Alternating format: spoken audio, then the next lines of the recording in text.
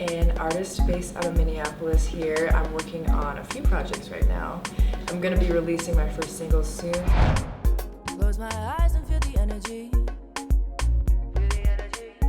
I can hear it in your melody. We are here outside of the iconic First Ave, and this place is not only a concert venue, it's also a historical site because there have been so many incredible artists here, all the way back to Ray Charles. I mean, how iconic is that? All the way back to the 50s, and it's still going on today. And if you look at all the stars on the wall, it's just crazy how many people you'll see. I mean, U2 was here, Foo Fighters, Eminem. It's ridiculous. I mean, everyone's been here.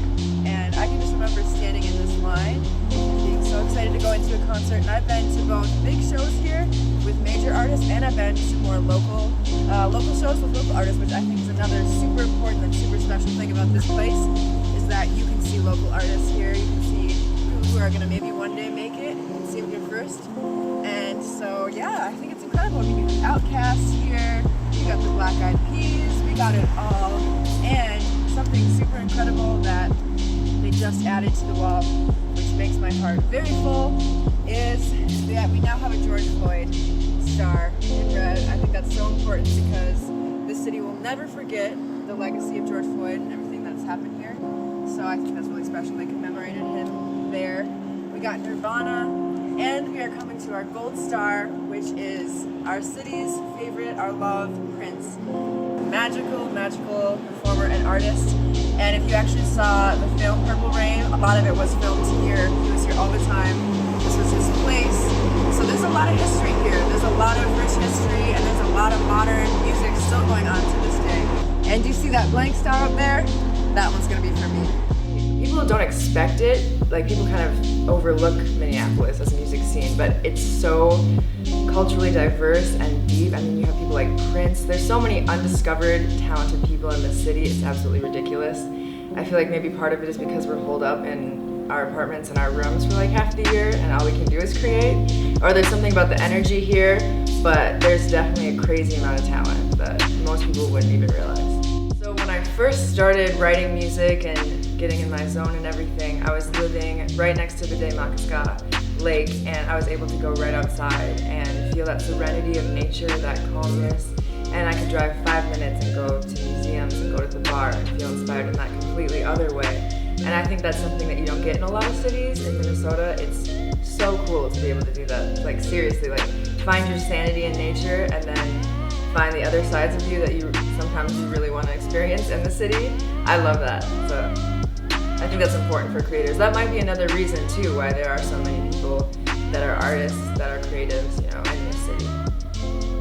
And right across the street from First Ave, we have the Target Center, which is where the Timberwolves play.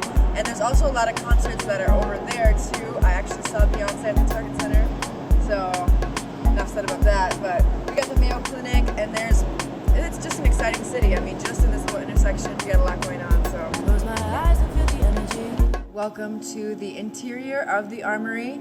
We are inside, and normally it is packed to the brim. It's super weird being in here without the thousands of people, but it's still a gorgeous venue nonetheless. So normally there are thousands of concert goers that are here to have a good time. For example, Lizzo sold out 2 nights in the city, our girl Lizzo from Minnesota. We had Billie Eilish here, and she actually dropped a new song on the stage. And there's something about this venue that's different than other large venues. It has a more intimate feel. There's something about the energy and the vibe and the service and how it's all set up that just makes you feel a part of everything. And I think that's super special. My experience here every time I've been here has been different than any other concert experience. So I adore that about this place. Like I said, there's crazy EDM shows here. The stage setups that they have are absolutely mind-blowing. And then you have the upper levels, which are really cool too for VIPs, so you kind of get that elevated different view of everything.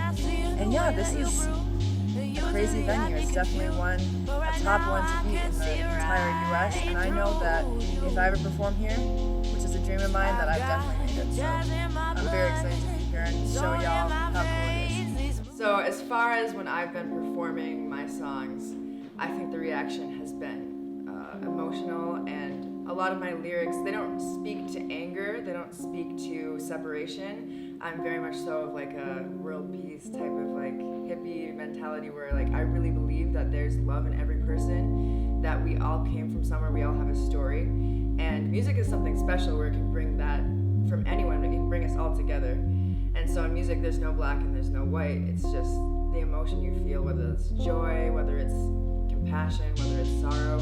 So for me that's incredibly important to bring across in my music, to bring unity, and I think that's something that the city definitely needs. And I think that it's true, as Tayo said during the shows, there's people from all different races, different cultures, and it's not like you felt weird if you were from a certain culture. It was just like we're all here to enjoy, we're all here to experience the music, and that's what really